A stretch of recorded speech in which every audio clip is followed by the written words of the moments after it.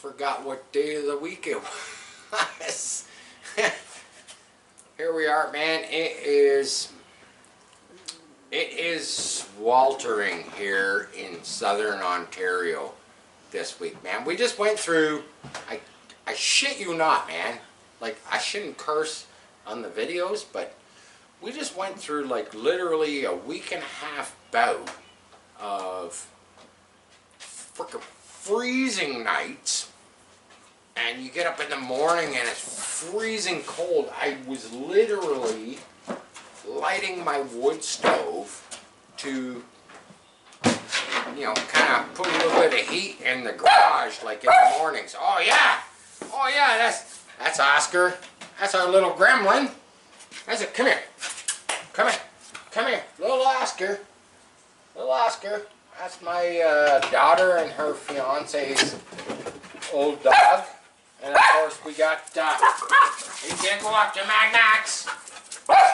They love to play together. They actually play really good together. Max is actually really good with that old fella. He's like, I think he's like 12 years old. You know, Max being a little puppy, man, he plays really good with him. He does not hurt him. It's awesome. It's awesome to watch them play. You know, listen to him. He's like a little gremlin. He's like a little gremlin, or a little, what do you call them things from Star Wars? A little furry guy, little Ewok. Hey, he's like a little Ewok. Yeah, he's like a little Ewok. Hey, Oscar, are you a little Ewok? Yeah, he's like a little Ewok. So anyhow, our Tuesday night double feature, we're gonna try and ignore the pups. You know, it's always kind of hard. But we're gonna go over here. I'm gonna do something for my quarter scale family, I guess you could say. We're gonna do a little bit of fiberglass talk, I guess. Come on over here. We're gonna look at the 34 Ford Coupe body. Look at this. Look at this. You can see that I haven't touched it. Look at this. Check this out. Hope the camera can get it. I'm gonna rub the top. That's the, look at the dust. Look at the dust build up, because we've been doing a little bit of fabricating, we've been doing welding. So what I'm gonna show you is, I'm not sure if I showed this in another video. Remember, I made the wooden block, the fakie, of course, literally a block of wood. Next rainy day, this will probably get tossed in the stove. You know, good. It's some good wood to burn. You know, I don't need it anymore. I have the molds from it. I actually did a secondary. You got to see in the one video where, I kind of cheesed out, and I thought I could do just a lightweight 3-ply, bale, 1/2 ounce draw on the molds. Hey, cut it out. And I got this. So I did one. This one's all fiberglass. It's actually got wood blocks laminated inside it. It's been molded together.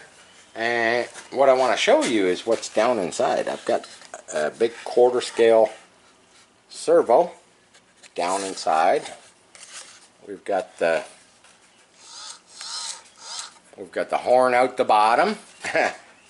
Kind of cool, I thought, because I can also put a battery pack and the receiver down inside here. And this is going to sit right here, and literally my steering's going to hook to that servo. Once this motor is mounted to the frame, I'm going to put some aluminum mounts on the side. I've got wooden blocks laminated inside. I'm going to make some nice aluminum blocks. I come over to the frame rails to hold this little fakie block in place, and basically, yeah, that's servo. You know, we're going to hide the receiver, the battery pack, and the steering servo. I actually think I've got even enough room that I could actually put the throttle servo in the back of there. In the back. I think that would be kind of cool. But, yeah, like why not hide all your gear in the motor, you know? As far as how I'm going to mount the supercharger, I'm not sure yet. I kind of wanted to hinge it, or maybe I'll use earth magnets so it just kind of sticks in place, you know, because I pretty much know that this will get run a few times,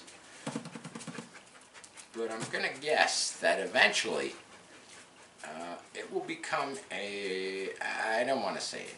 I don't want to say it. I'm just going to say, I'm just going to leave it at that.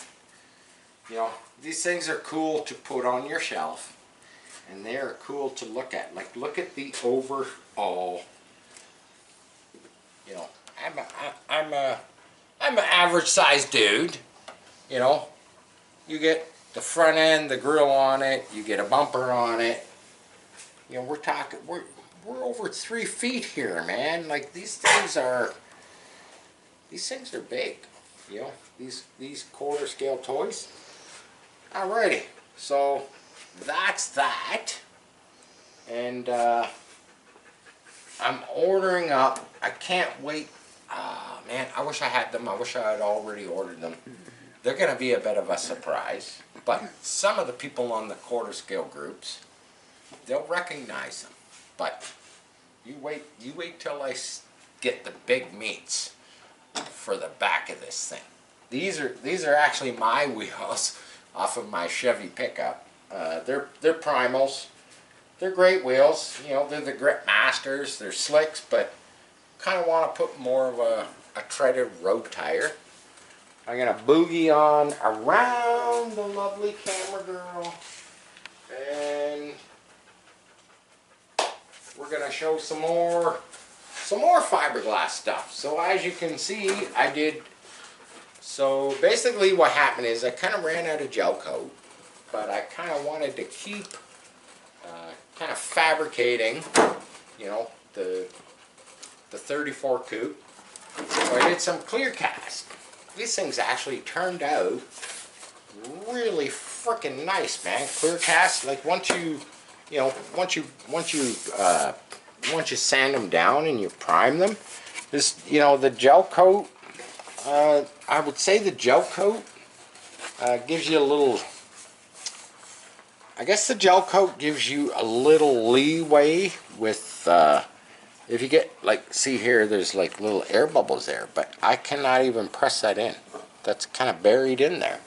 And the gel coat, it's kind of interesting, because when I do these clear cast parts, it gives you a whole different perspective of doing the actual fiberglass work, because it's like this piece here, the roof piece. Yeah, I got this weird shape in there. It's because I put weight in it, trying to get rid of that. You know, that one over there with the white gel coat, that one's got a big dip. That was just the way it came out of the mold. This one, I actually put weight in it while it was curing, and I got rid of, believe it or not, I got rid of that dip. Like, that feels really nice. There's like a little dip here. But yeah, this one's going to take little to no filler. I did get a little bit of, yeah, I got a little bit of gatoring here and here where I put this, the filler, which is kind of weird with clear cast. You know, I'm more concerned with the gatoring with, you know, gel coat, you know, being too thin. But this was killer, man. This was killer. I had this like air bubble right across the whole lower part of the windshield, and it was like I kept dabbing it and dabbing it and dabbing it, and it was like I couldn't get rid of it. And I was like, oh, okay, well, whatever. I'll have to fix it up on the outside. But that's what I'm saying about the whole getting a different perspective, doing, you know, a clear cast. This thing minus that stuff, you know, a little bit of.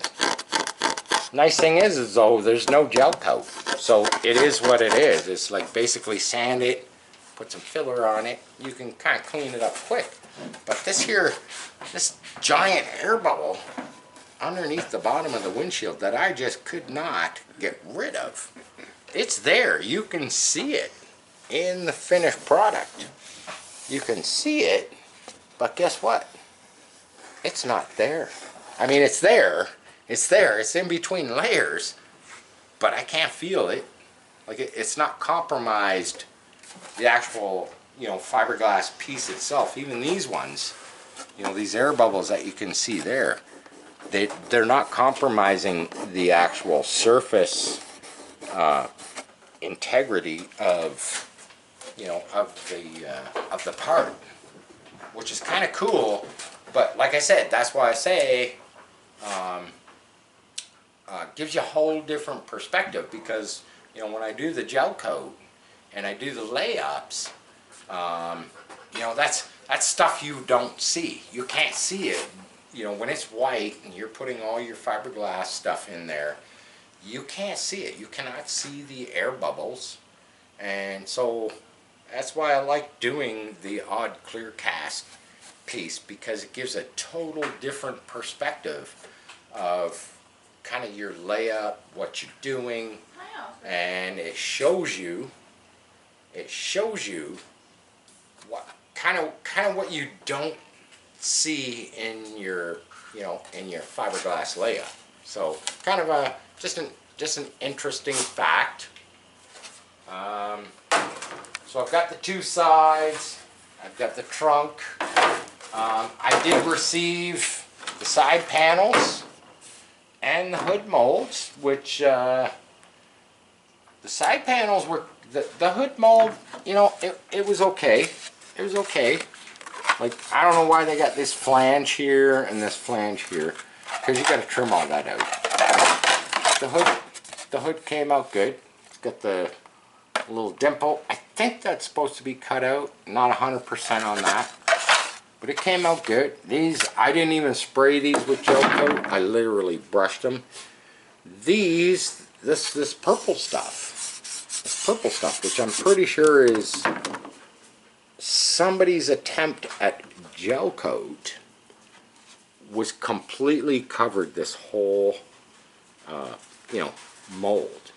And my idea was, okay, I'm not going to wax it.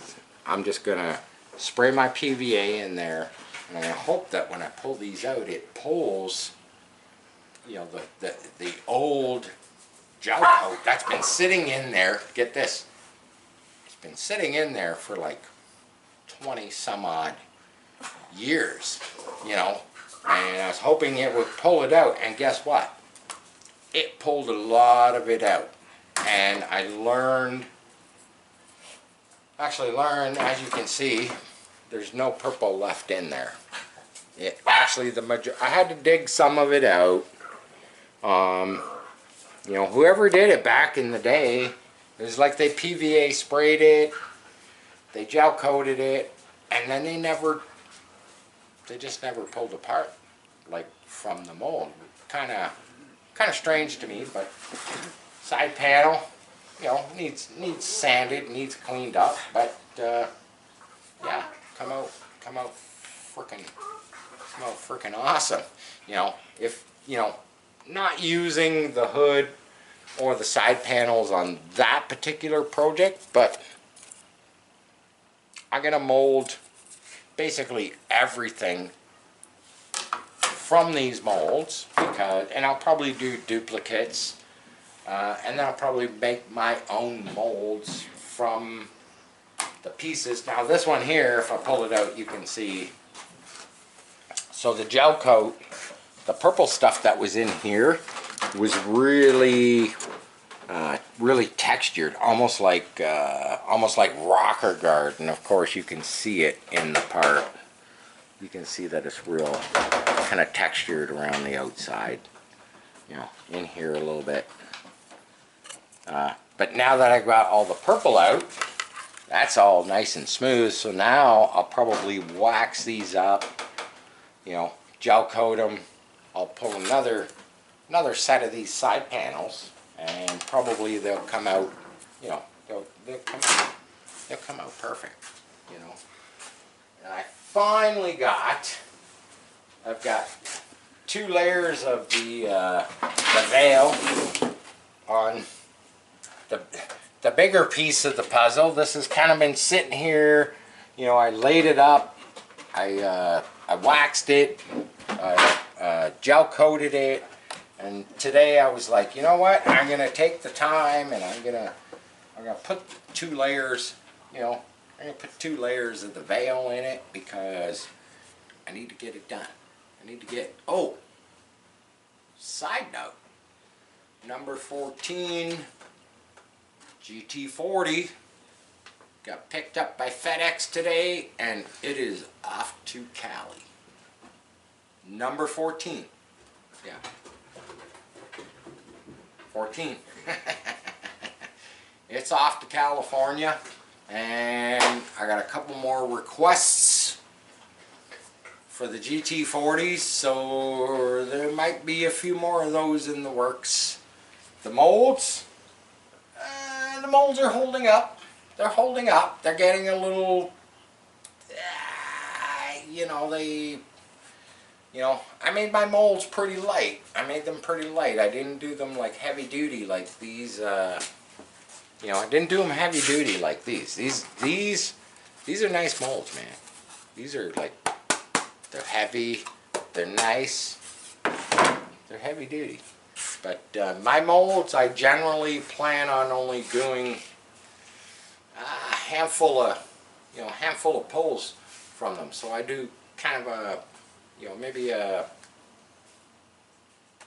you know, I don't know, 18 ounces worth of material, like, you know, three layers of, you know, layer of veil to get my corners and my sharp edges, and then 3 layers of 6-ounce chop. And that's kind of how I do my molds. You know, I'm not looking for them to last a lifetime, you know. But there you go. A little bit on the quarter scale 1934 Ford Coupe stuff. This one I'll be trimming up. There's a lot of stuff on this. A lot of stuff. I didn't even go over it, but there is trim lines. Can't see them on the clear cast as much as the white gel coat, but there is a trim line. Goes all the way up around there. And I have to trim that out, and I have to keep it pretty dang tight for this to fit. Because that kind of goes somewhat like that. But in a little further. But yeah, that's like the tail section.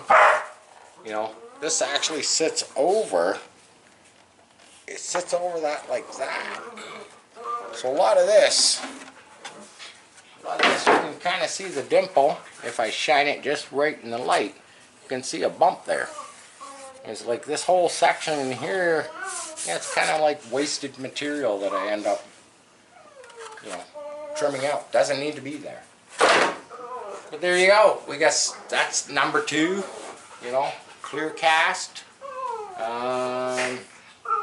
So you have it, man. Tuesday night, double shot. Love to hear your comments.